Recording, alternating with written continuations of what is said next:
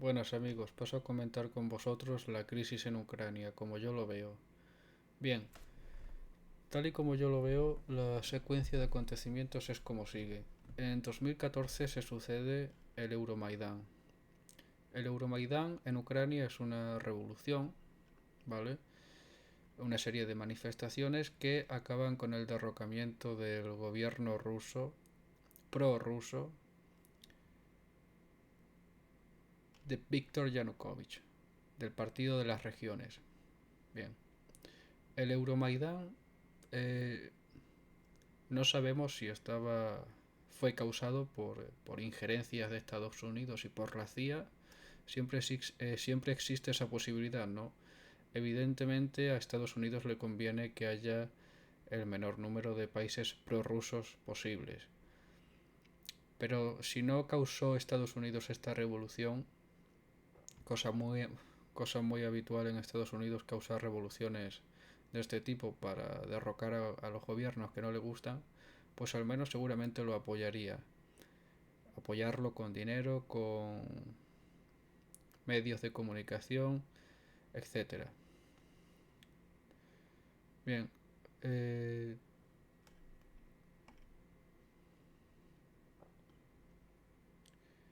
¿qué sucede con el Euromaidán?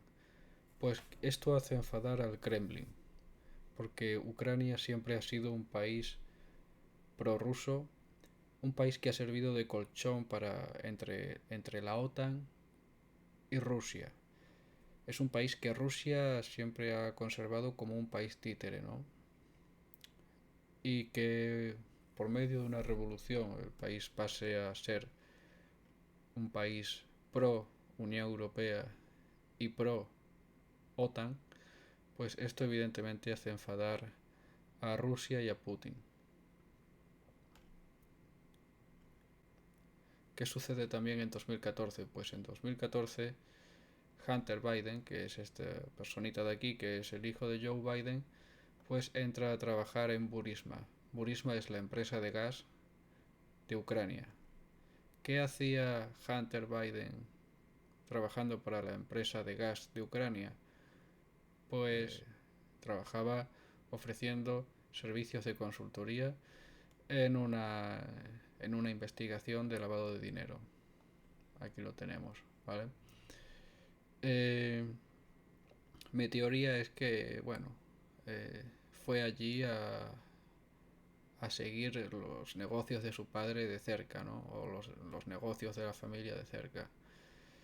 Biden sirvió en la Junta de Burisma hasta que su mandato expiró en abril de 2019, recibiendo una compensación de hasta $50.000 mensuales, es decir, entra en 2014 justo con la revolución ucraniana y con la investigación que se le estaba realizando a la compañía Burisma y se va en 2019. Vale, ¿cuál es la realidad? La realidad es que Estados Unidos, por medio del fracking, se ha convertido en el mayor productor de gas natural del mundo. Ha dejado de ser un importador neto y se ha convertido en el mayor exportador del mundo por medio de plantas de fracking. El fracking pues permite extraer gas natural de pozos de donde antes no se podía, ¿no? Entonces ahora a Estados Unidos le sobra el gas natural. ¿Qué es lo que le conviene a Estados Unidos? Pues dar una salida a este gas natural. Este gas natural no puede competir con el gas natural ruso. ¿Por qué? Pues porque hay que transportarlo mediante barcos.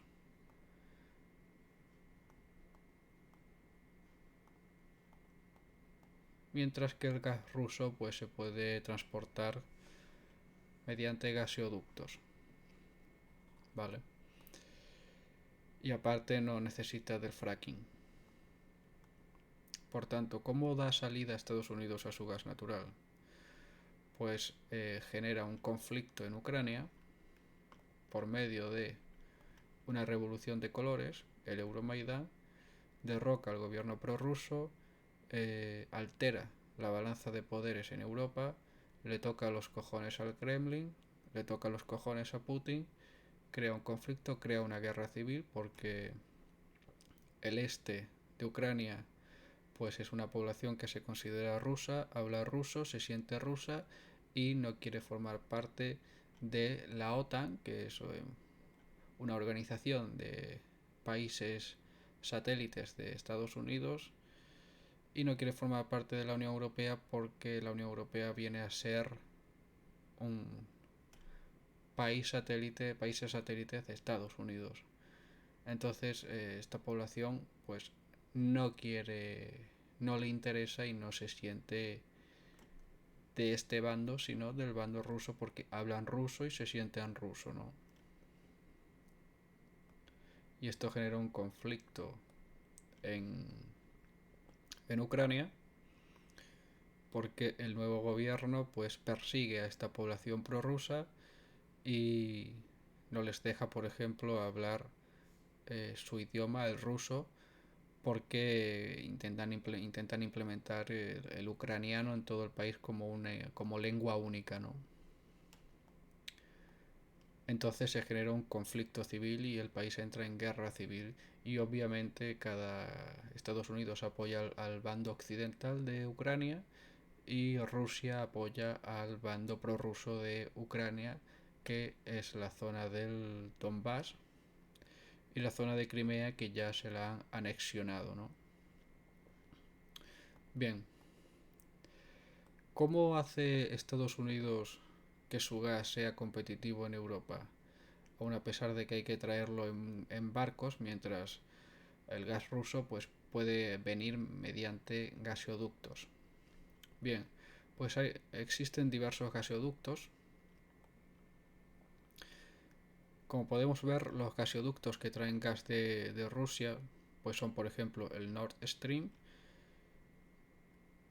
y todos los gaseoductos que pasan por Ucrania. Si cerramos el Nord Stream y si cerramos los gaseoductos que pasan por Ucrania, pues a la Unión Europea no le queda más cojones que comprar el gas estadounidense combinado con el gas que venga de Argelia, del norte de África.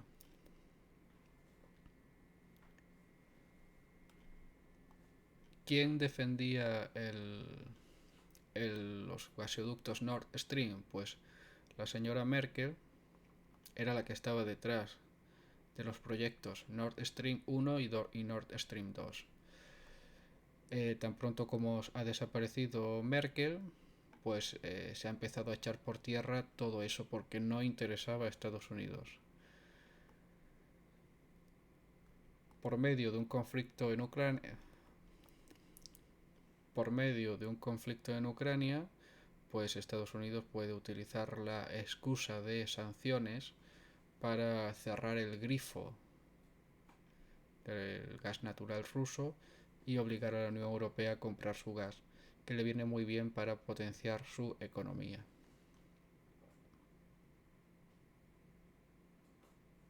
Entonces, como podemos ver, cada país, Rusia y Estados Unidos, pues son dos potencias, dos imperios que por supuesto tienen sus propios intereses geopolíticos y sus propias multinacionales y sus propios multimillonarios, y luchan por sus intereses, y eso es evidente, ¿no? Pero como podemos ver, es Estados Unidos quien, por medio de el Euromaidán, eh, apoyándolo, respaldándolo y metiendo las narices con la OTAN, pues crea un desajuste en la balanza de poderes en Europa, genera una guerra civil, toca los cojones al Kremlin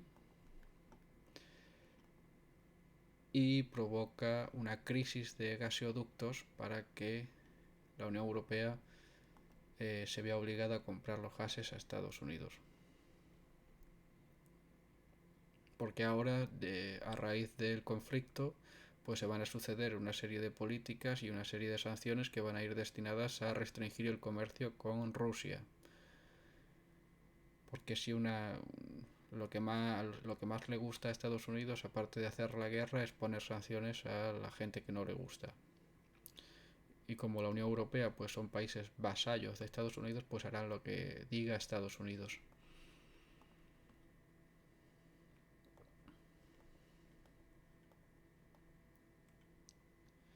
y Merkel, que era la única que tenía cierto poder para imponerse frente a los estadounidenses y que era la que defendía los gasoductos Nord Stream, pues como ya no está, se ha generado, se ha agravado toda esta situación, ¿no?